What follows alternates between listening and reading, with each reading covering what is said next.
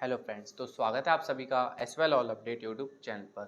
Friends, आज की जो हमारी वीडियो होने वाली है उसके अंदर हम हिस्ट्री ऑफ यूरोप का जो आपका सेकंड यूनिट है, यानी यूनिट फर्स्ट का जो सेकंड पार्ट है वो हम देखने वाले हैं। एंड इसके अंदर जो भी आपका फर्स्ट पार्ट था, यूनिट फर्स्ट का जो चैप्टर फर्स्ट है यानी पार्ट फर्स्ट था, उसकी वीडियो ऑलरेडी हमने चैनल पर अपलोड कर दी है। एंड आज की वीडियो में हम यूनिट फर्स्ट का सेकेंड पार्ट देखने वाले हैं। एंड इस पार्ट का जो नाम है वो है 1873 की मंदी और उससे पुनरुद्धार, यानी 1873 की जो मंदी थी और उससे यूरोप ने किस प्रकार से अपने आप को रिकवर किया, उसके बारे में हम पढ़ने वाले हैं। तो फ्रेंड्स, वीडियो को एंड तक देखिएगा। अगर आपको अच्छे से चैप्टर समझना है तो प्लीज़ वीडियो को एंड तक वॉच करिएगा। मैं बार बार यही बात बोलता हूँ, वीडियो को जब तक आप एंड तक देखेंगे नहीं तो आपको अच्छे से चैप्टर समझ में नहीं आएगा। एंड फिर आप कहेंगे कि मुझे ये चैप्टर समझ में नहीं आया। काफ़ी इंपॉर्टेंट है एंड इससे रिलेटेड क्वेश्चंस भी एग्जाम में देखने को मिल सकते हैं। तो वीडियो को एंड तक देखिएगा। एंड चैनल पर अगर नए आए हैं तो प्लीज़ चैनल को सब्सक्राइब कर दीजिएगा एंड इस वीडियो को अपने दोस्तों को शेयर जरूर कर दीजिएगा। तो आइए वीडियो को स्टार्ट करते हैं। एंड सबसे पहले हम स्टार्ट करेंगे इसके बेसिक इंट्रोडक्शन से थे कि 1873 यानी 1873 की मंदी थी वो बेसिकली क्या थी और किस प्रकार से हुई थी। इसका फर्स्ट पार्ट ऑलरेडी चैनल पर अपलोडेड है एंड प्लेलिस्ट क्रिएट है, तो आप जाके वहाँ से वॉच कर सकते हैं। तो फ्रेंड्स, सबसे पहले इसके इंट्रोडक्शन की बात करेंगे तो जो 1873 की आर्थिक मंदी थी यानी 1873 की मंदी थी उसे विश्व की सबसे लंबी मंदी के नाम से भी जाना जाता है। यानी 19वीं शताब्दी का एक प्रमुख आर्थिक संकट था जिसने वैश्विक अर्थव्यवस्था को गहराई से प्रभावित किया और इसकी शुरुआत वियना स्टॉक मार्केट के पतन से हुई थी। यानी जो 1873 की यानी 1873 की जो आर्थिक मंदी थी वो विश्व की सबसे लंबी मंदी थी, जो कि 19वीं शताब्दी यानी 19th सेंचुरी की आर्थिक संकट के रूप में भी इसे जाना जाता है। और बेसिकली ये जो हुआ था वो क्यों हुआ था, क्योंकि वियना स्टॉक मार्केट के पतन, यानी जो वियना की स्टॉक मार्केट थी उसका पतन होने लगा, डाउनफॉल की तरफ वो बढ़ने लगा। ये जो है संकट तेजी से यूरोप, उत्तरी अमेरिका और अन्य औद्योगिक देशों में भी फैला। यानी ये जो था धीरे धीरे अब अन्य देशों तक भी फैलने लगा। और यह मंदी मुख्य रूप से अति उत्पादन, वित्तीय अस्थिरता और अंतर्राष्ट्रीय व्यापार में गिरावट के कारण हुई थी। इस दौरान उद्योग में भारी घाटा हुआ, बेरोजगारी बढ़ी और मजदूर वर्ग पर गहरा सामाजिक और आर्थिक प्रभाव पड़ा। यानी जाहिर सी बात है, जब किसी भी देश के अंदर मंदी होने लग जाएगी तो वहाँ पे कौन कौन से प्रभाव हमें देखने को मिलेंगे। बेरोजगारी बढ़ेगी, लोगों को वहाँ पे रोजगार नहीं मिलेगा, मजदूर वर्ग, मिडिल क्लास के, लोअर क्लास के जो लोग रहेंगे उन्हें वित्तीय संकट झेलना पड़ सकता है और वो जो देश है वो काफ़ी ज़्यादा गंभीर समस्याओं से घिरा हुआ हो सकता है। इसी के साथ साथ जो है, हालांकि यह मंदी लगभग 2 दशकों तक चली, यानी ये जो मंदी थी वो 2 दशकों तक चली, लेकिन 1880 के दशक में तकनीकी प्रगति हुई, रेलवे का विस्तार हुआ और वैश्विक व्यापार में भी वृद्धि धीरे धीरे देखने को मिली और आर्थिक पुनरुद्धार भी शुरू हुआ। इस अवधि ने न केवल आर्थिक नीति और बाजार की संरचनाओं में सुधार की आवश्यकता को उजागर किया, बल्कि आधुनिक पूंजीवाद के विकास और औद्योगिक समाज की स्थिरता के लिए भी महत्वपूर्ण सबक प्रदान किया। यानी जो 1873 की जो सबसे लंबी मंदी थी उसने धीरे धीरे प्रोसेस करके अपने आप को रिकवर करने की कोशिश करी। यानी इस पूरे यूनिट के अंदर सिंपली हमें यही पढ़ना है कि जो 1873 की जो आर्थिक मंदी थी वो क्या थी और यूरोप ने अपने आप को उस मंदी से किस प्रकार से रिकवर किया यानी पुनरुद्धार किया, उसके बारे में हम पढ़ेंगे। तो इसके कुछ मेन पॉइंट्स की बात करें तो आप ये कह सकते हैं कि जो 1873 की मंदी थी, जिसे लॉन्ग डिप्रेशन भी कहा जाता है, ये एक वैश्विक आर्थिक संकट था जो कि 1873 से लेकर 1896 तक चला और यह औद्योगिक और कृषि क्षेत्र में भी गंभीर और आर्थिक गिरावट लेकर आया, खासकर यूरोप और अमेरिका में। यानी इसने क्या करा, कृषि क्षेत्र में भी आर्थिक संकट देखने को मिला और औद्योगिक क्षेत्र में भी काफ़ी ज़्यादा गिरावट देखने को मिली और इसका प्रभाव सिर्फ यूरोप में ही नहीं रहा, अमेरिका तक भी इसका प्रभाव देखा जा सकता है। तो ये थे इसके कुछ मेन पॉइंट्स। अब हम मेनली बात करेंगे कि 1873 की जो आर्थिक मंदी थी वो क्या थी, इसकी शुरुआत कैसे हुई और भी इसके पॉइंट्स के बारे में।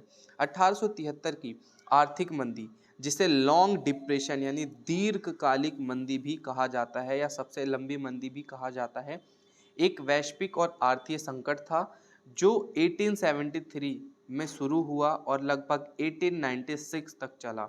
यह 19वीं शताब्दी की सबसे लंबी मंदी मानी जाती है, जिसने अमेरिका और यूरोप सहित कई देशों को प्रभावित किया।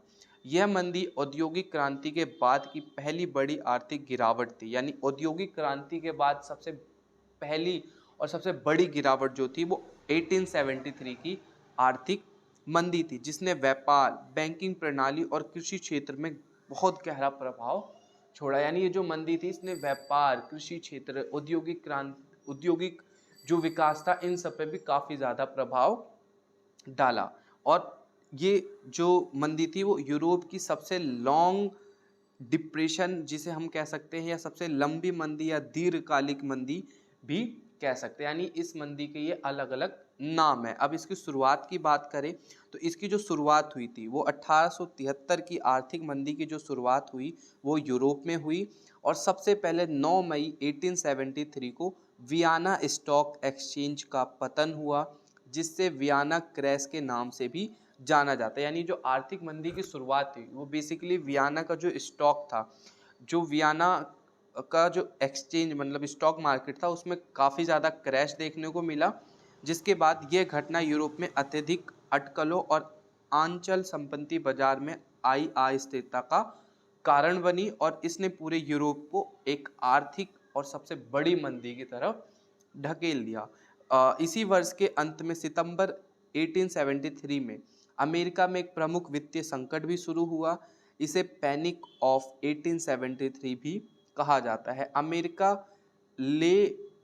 रेल रोड कंपनी में भारी निवेश, जिन्हें वापस नहीं किया जा सका, इस संकट का मुख्य कारण बना। यानी जो स्टॉक मार्केट था उसके क्रैश होने का ही कारण इस मंदी का माना जा सकता है। स्टॉक मार्केट में गिरावट के कारण ही इस मंदी का कारण माना जा सकता है, और इसी के कारण इसे डिप्रेशन, लॉन्ग डिप्रेशन या सबसे लंबी मंदी के नाम से ही जाना जा सकता है। अब बात करते हैं जो मंदी के प्रमुख कारण थे वो क्या थे। सबसे पहले रेलवे और बूम और बुलबुला के बारे में बात करेंगे।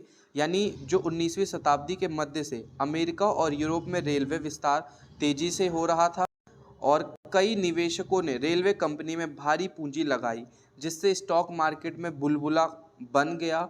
और जब रेलवे कंपनी को मुनाफा नहीं हुआ तो कई कंपनियां दिवालिया हो गई, जिससे पूरे वित्तीय ढांचा हिल गया। यानी धीरे धीरे क्या हुआ, जो रेलवे थी और रेलवे जैसी जो कंपनियां थी उसमें काफ़ी ज़्यादा लोगों ने निवेश करा, और इससे क्या हुआ, स्टॉक मार्केट में एक बुलबुला टाइप का बन गया, और कंपनियों का जो मुनाफा जो है वो लोगों को नहीं मिल पाया।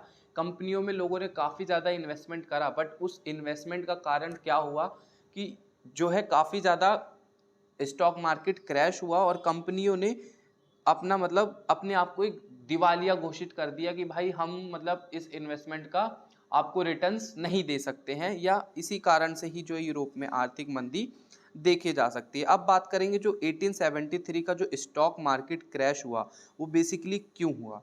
9 मई 1873 को ऑस्ट्रिया में वियना स्टॉक एक्सचेंज में भारी गिरावट आई, जिसने यूरोप में वित्तीय संकट फैल गया।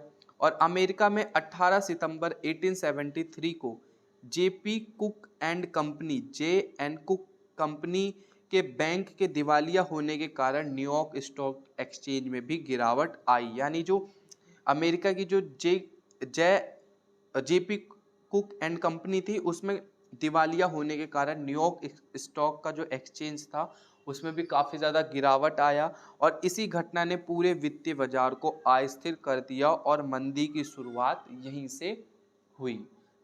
यानी अमेरिका के जो स्टॉक था उसमें काफ़ी ज़्यादा वहाँ पे गिरावट देखने को मिला, और जो यूरोप का स्टॉक था उसमें भी काफ़ी ज़्यादा गिरावट देखने को मिला, जिसके कारण धीरे धीरे अब यूरोप के अंदर इस मंदी की शुरुआत हुई। अब बात करेंगे बैंकिंग संकट और ऋण संकट जो आया वो बेसिकली इस मंदी के अंतर्गत कैसा रहा या क्या उसका प्रभाव हुआ, उसके बारे में बात करेंगे। कई बैंकों ने उद्योगों और रेलवे कंपनियों को अत्यधिक ऋण दे दिया था। यानी जितने भी बैंक थे उसने रेलवे और जितनी भी कंपनियां थी उनको काफ़ी ज़्यादा लोन प्रोवाइड कर दिया था, जिसके कारण बैंक का दिवालिया हो गया। जब ये कंपनियां मुनाफा नहीं कमा सकी तो बैंकों को अपना धन वापस नहीं मिला, जिससे वित्तीय प्रणाली चरमरा गई। यानी बेसिकली जब कोई भी बैंक किसी को लोन देता है तो वो उससे एक अच्छा खासा इंटरेस्ट जब वसूलेगा, एक अच्छा खासा अमाउंट जब लेगा, तभी तो वो एक प्रोग्रेस कर पाएगा और बाकी लोगों तक उसका लाभ पहुंचेगा। लेकिन जब उन्हें उनका इंटरेस्ट ही नहीं मिल पाएगा, उनका पूरा अमाउंट ही नहीं मिल पाएगा, तो बैंक तो जाहिर सी बात है लॉस में ही जाएगा। तो इससे काफ़ी ज़्यादा उनको लॉस हुआ और कई बैंकों ने दिवालिया हो गए और क्रेडिट सिस्टम यानी जो ऋण प्रणाली थी वो काफ़ी ज़्यादा ठप पड़ गई या ख़त्म हो गई, और लोगों को इससे काफ़ी ज़्यादा नुकसान हमें देखने को मिला। सोने और चांदी की जो मौद्रिक नीतियां थी उसमें भी काफ़ी ज़्यादा गिरावट देखने को मिली।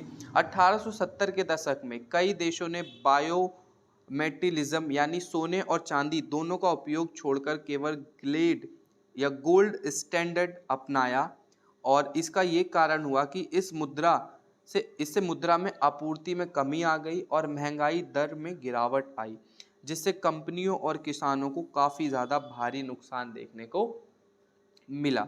इसी के साथ साथ बात करें कृषि संकट और व्यापार में भी गिरावट आ गया। यानी जब कृषि में या व्यापार में गिरावट आ जाएगा तो ये भी तो एक बेसिकली मंदी का या क्रैश मंदी का कारण बनेगी। 19वीं शताब्दी के अंत में अमेरिका और रूस में कृषि उत्पादन बहुत बढ़ गया, जिसने अनाज की कीमतें गिर गई। यानी 19वीं शताब्दी में क्या हुआ, अमेरिका और रूस में कृषि उत्पादन बहुत बढ़ गया था, जिससे अनाज की कीमतों में भी गिरावट आने लग गई। यानी जो चीज़ों का उत्पादक था वो बहुत मात्रा में होने लगा, जिससे धीरे धीरे अब उसके मूल्य में गिरावट आने लगी। किसानों को अपनी लागत निकालना मुश्किल हो गया और वे कर्ज में डूब गए। व्यापारिक प्रतिस्पर्धा बढ़ने के कारण कई देशों ने अपने बाजार को सीमित कर दिया, जिससे अंतर्राष्ट्रीय व्यापार भी प्रभावित हुआ। यानी किसान और कृषि संकट भी इसी से होने लगा। यानी काफ़ी ज़्यादा मात्रा में फसलों का उगना और काफ़ी ज़्यादा मात्रा में फसलों का उपलब्ध होना भी एक इस मंदी का कारण माना जा सकता है। अब मंदी के जो प्रभाव है उसकी बात करेंगे। तो जो आर्थिक मंदी थे उसके प्रभाव के अंतर्गत बात करें तो 1873 की आर्थिक मंदी का प्रभाव बहुत व्यापक और गहरा था, जिसने यूरोप और अमेरिका और अन्य औद्योगिक राष्ट्रों की अर्थव्यवस्था को कई वर्षों तक प्रभावित किया। और इसके प्रमुख प्रभाव के जो निम्नलिखित बिंदु है उसके बारे में हम विस्तार से अब देखेंगे कि कौन कौन से मंदी के जो प्रभाव हुए वो क्या हमें देखने को मिलते हैं। सबसे पहले बात करेंगे, ये विश्व की सबसे लंबी अवधि की मंदी या लॉन्ग डिप्रेशन के नाम से जानी गई। यह आर्थिक मंदी लगभग 20 वर्षों तक चली। जैसा कि आप देख सकते हैं 20 वर्षों तक जब कोई मंदी अगर किसी देश में रहेगी तो उस देश का हाल क्या होगा आप सोच सकते हैं। एंड जिसे लॉन्ग डिप्रेशन के नाम से भी जाना जाता था। हालांकि मंदी के दौरान कुछ क्षेत्रों में थोड़ी बहुत वृद्धि हुई, लेकिन अधिकांश समय आर्थिक गतिविधियों में ही दबाव में ही रहा। उद्योग, कृषि, व्यापार और वित्तीय संस्थानों सहित लगभग सभी आर्थिक क्षेत्रों में संकट देखा गया। यह मंदी यूरोप और अमेरिका के साथ साथ अन्य क्षेत्रों में भी फैल गई। यानी ये मंदी सिर्फ और सिर्फ यूरोप तक ही सीमित नहीं रही है, अमेरिका और साथ साथ अन्य देशों तक भी फैल गई। यानी जब किसी भी कंट्री के अंदर 20 साल तक आर्थिक मंदी रहेगा तो बेसिकली वो और भी देशों को तो प्रभावित करेगा ना, जिसके साथ उनका इंटरनेशनल ट्रेड हो रहा है या इंटरनेशनल व्यापार हो रहा है, तो वो बेसिकली उनको भी तो प्रभाव पड़ेगा ही ना। तो वही सेम यहाँ पे भी हुआ था यूरोप में। और इसी के साथ साथ बात करें तो जो औद्योगिक उत्पादन था उसमें काफ़ी ज़्यादा गिरावट हमें देखने को मिला। कारखानों में उत्पादन घट गया और कई फैक्ट्रियां बंद हो गई। यानी कई कई कारखानों में क्या हुआ, उत्पादन जो था वो घट गया और कई फैक्ट्रियां बंद हो गई। उद्योगों को पूंजी निवेश नहीं मिल रहा था, जिससे तकनीकी विकास भी रुक गया। यानी जब उद्योग को चलाने के लिए पूंजी निवेश ही नहीं मिलेगा, लोग उसमें इन्वेस्टमेंट ही नहीं करेंगे, तो उद्योग कैसे चलेगा, कैसे उद्योग उससे प्रॉफिट अर्न करेगा या कैसे उससे प्रॉफिट जनरेट करेगा। जब किसी कंपनी को जब प्रॉफिट ही नहीं होगा तो आगे मार्केट कैसे बढ़ेगा। जब इंडिया के अंदर अलग अलग मल्टीनेशनल कंपनियां या अलग अलग उद्योग बनते हैं, उसी से तो लोगों को रोजगार मिलता है ना, उसी से तो अलग अलग व्यवसाय चलता है, सरकार को टैक्स मिलता है। जब उद्योग ही नहीं रहेगा, सब ठप पड़ जाएगा, तो बेसिकली क्या होगा, मंदी ही तो होगी ना। तो वही सेम प्रभाव यूरोप के अंदर भी देखा जा सकता है। बेरोजगारी और मजदूरी में भी गिरावट आई, यानी बेरोजगारी इस तरीके तक बढ़ गई कि जिसने सभी लोगों को काफ़ी ज़्यादा प्रभावित करा। अमेरिका और यूरोप में लाखों लोग बेरोजगार हो गए, जो लोग काम कर रहे थे उनकी मजदूरी भी बहुत कम कर दी गई, यानी इतने ज़्यादा मंदी का प्रभाव हुआ कि काफ़ी लाखों करोड़ों लोग बेरोजगार हो गए और जो काम कर रहे थे उनको बेसिकली इतनी कम कीमतों पे काम करना पड़ रहा था जो कि वो बेसिकली डिजर्व नहीं करते थे। तो ये एक आर्थिक मंदी का प्रभाव था यूरोप के अंदर, आप देख सकते हैं। एंड बैंक और कंपनियों का दिवालिया होना, यानी अमेरिका में 100 से अधिक रेलवे कंपनियां और हजारों छोटे उद्योग दिवालिया हो गए और कई बैंक भी बंद हो गए, जिससे आम जनता की जो बचत थी वो बर्बाद हो गई। यानी बचत के लिए बैंकों तक ही तो आम जनता सीमित रहती है ना, उनकी जो पूरी सेविंग होती है वो कहाँ रखते हैं, बैंक में ही रखते हैं। अगर बैंक ही अपने आप को दिवालिया घोषित कर देगा तो जो उनकी इन्वेस्टमेंट थी आम पब्लिक की वो कहाँ से लेने जाएंगे, वो किससे मांगेंगे? इन्वेस्टमेंट तो बैंक में ही लोग करते हैं। तो जब बैंक ही अपने हाथ खड़े कर देगा तो लोग कैसे प्रभावित तो होंगे ही ना।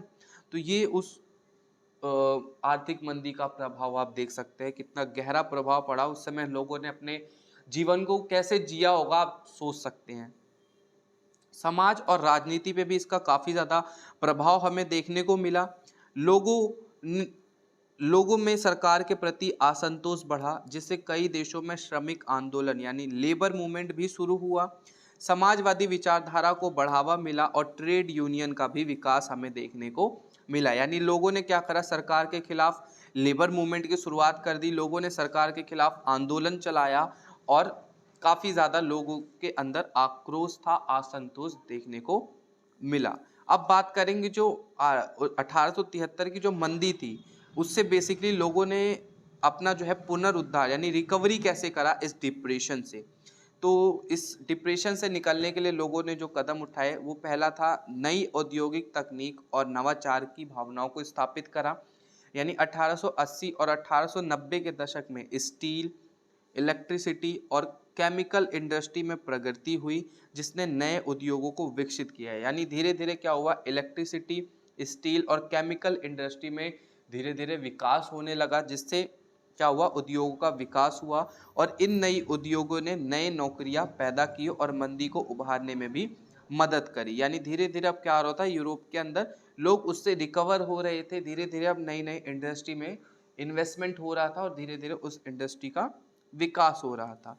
व्यापार और उपनिवेशवाद का विस्तार हुआ, यानी यूरोप और अमेरिका ने अपने व्यापार का विस्तार किया और अफ्रीका व एशिया के देशों में उपनिवेश बनाया। यानी धीरे धीरे अब यूरोप ने क्या करा, अफ्रीका और एशिया के देशों में अपना उपनिवेश बनाया और अब वहां धीरे धीरे थोड़ा थोड़ा इन्वेस्टमेंट करना शुरू करा। इससे कच्चे माल की उपलब्धता बढ़ी और नए बाजार भी उनको देखने को मिले धीरे धीरे, जिससे क्या हुआ, व्यापार का विकास देखने को मिला। सरकारी हस्तक्षेप और नीतिगत बदलाव भी हुए।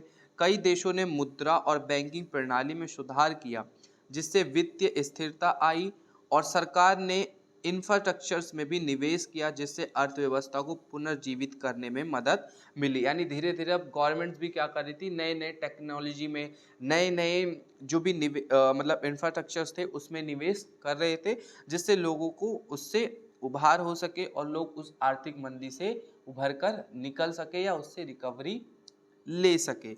अर्थव्यवस्था व्यापार में भी सुधार देखने को मिला। 1890 के दशक तक वैश्विक व्यापार में सुधार होने लगा, जिससे आर्थिक गतिविधियां तेज हुई। यानी अंतर्राष्ट्रीय व्यापार हुआ, इंटरनेशनल लोगों ने ट्रेड करना चालू करा, विभिन्न देशों में अपनी कंपनियों को धीरे धीरे स्थापित करके वहाँ के कच्चे माल का प्रयोग करके नए माल बनाकर वहाँ से लोगों ने अर्निंग करना स्टार्ट करा और फिर जाके धीरे धीरे लोगों ने इससे रिकवर होना शुरू करा। अब बात करेंगे जो वित्तीय पूंजी थी उसकी वृद्धि बेसिकली यूरोप के अंदर कैसे हुई। तो वित्तीय पूंजी का अर्थ बेसिकली क्या होता है, पहले हम वो समझेंगे। वित्तीय पूंजी का अर्थ वह पूंजी होता है जो निवेश, व्यापार और आर्थिक विकास के लिए उपयोग किया जाता है। यह बैंकिंग प्रणाली, शेयर बाजार, विदेश निवेश और सरकारी नीतियों के माध्यम से ही बढ़ती है। यानी वित्तीय पूंजी एक ऐसी पूंजी होती है जो निवेश, व्यापार और आर्थिक विकास के लिए उपयोग की जाती है और यह बैंकिंग प्रणाली, शेयर बाजार और विदेश निवेश के द्वारा ही बनाई जा सकती है। अब वित्तीय पूंजी के अंतर्गत जो इसके मुख्य कारक थे उसकी हम बात करेंगे। तो इसके जो सबसे पहला कारक था वो था औद्योगिकरण यानी इंडस्ट्रियलाइजेशन। औद्योगिक क्रांति के दौरान उत्पादन में वृद्धि हुई जिसने पूंजी का संचय और निवेश बढ़ाया, यानी वहाँ पे इंडस्ट्रियलाइजेशन हुआ जिसने पूंजी और उसका संचय यानी पूंजी को रखने में, निवेश करने में बढ़ावा मिला। बैंकिंग और वित्तीय संस्थानों का विकास अब हुआ धीरे धीरे, यानी आधुनिक बैंकिंग प्रणाली और क्रेडिट व्यवसाय और केंद्रीय बैंक की नीति ने पूंजी और प्रभाव को बढ़ाया, जिससे धीरे धीरे लोगों ने अब रिकवरी करना शुरू करा, यानी अब लोग धीरे धीरे बैंकों में वापस से अपने पूंजी का निवेश करना शुरू कर दिए थे। इसी के साथ साथ शेयर बाजार का विस्तार हुआ, यानी कंपनियों के स्टॉक्स और ब्रांड्स में निवेश बढ़ा जिससे पूंजी निर्माण को प्रोत्साहन मिला। वैश्वीकरण यानी ग्लोबलाइजेशन बढ़ा। अंतर्राष्ट्रीय व्यापार और विदेशी निवेश से पूंजी का आदान प्रदान हुआ, यानी एक देश से दूसरे देश के साथ लोगों ने व्यापार करना शुरू करा और इस देश की जो भी कच्चे माल थे उसका प्रयोग करके यहाँ के देशों में नई नई पूंजी के द्वारा इसका इन्वेस्टमेंट किया गया। तो इसका भी काफ़ी ज़्यादा प्रभाव हमें देखने को मिला। इसी के साथ साथ बात करें, सरकारी आर्थिक नीतियाँ भी बनी। कर प्रणाली, सब्सिडी और इंफ्रास्ट्रक्चर निवेश जैसी नीतियों ने वित्तीय पूंजी को बढ़ाने में भी मदद करी। तकनीकी नवाचार हमें देखने को मिला। नई नई तकनीक और स्टार्टअप संस्कृति के कारण वित्तीय पूंजी का प्रभाव बढ़ा। खासकर आईटीआई और सेवा क्षेत्र में भी काफ़ी ज़्यादा नवाचार हमें देखने को मिला।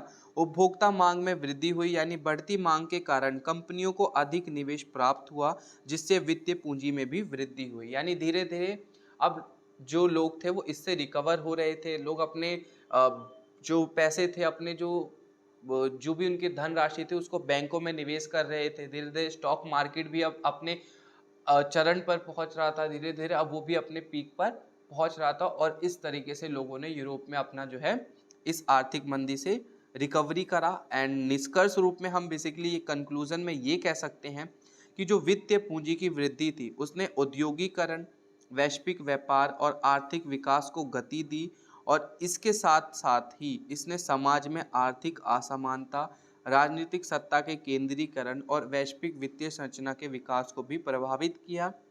और 20वीं सदी की शुरुआत तक वित्तीय पूंजी वैश्विक अर्थव्यवस्था का एक प्रमुख घटक बन गई, जो आज भी आधुनिक अर्थव्यवस्था के लिए महत्वपूर्ण भूमिका निभाती है। यानी मंदी तो बेसिकली हुई, लेकिन धीरे धीरे करके लोगों ने अपने आप को उससे रिकवर करने की कोशिश करी और फाइनली आज आप यूरोप को देख सकते हैं कि वो कितना ज़्यादा ग्रो कर रहा है दिन प्रतिदिन, किस तरीके से वहाँ पे लोगों का अलग अलग व्यापार में वृद्धि हो रहा है। तो फ्रेंड्स, ये थी हमारी आज की वीडियो जिसके अंदर हमने देखा कि जो यूरोप था उसमें बेसिकली जो 1873 की आर्थिक मंदी थी वो क्या थी और उससे लोगों ने कैसे रिकवर लिया। तो ये हमारा काफ़ी ज़्यादा छोटा यूनिट था एंड इसके अंदर सिर्फ और सिर्फ आपको इस मंदी के बारे में ही पढ़ना था और इससे लोगों ने वहाँ से रिकवर कैसे किया इसके बारे में आपको पढ़ना था। तो फ्रेंड्स, वीडियो अगर अच्छी लगी हो तो वीडियो को लाइक कर देना। एंड चैनल पे नए आए हैं तो प्लीज़ चैनल को सब्सक्राइब जरूर कर दीजिएगा एंड इस वीडियो को अपने किसी 5 दोस्तों तक शेयर जरूर कर दीजिएगा ताकि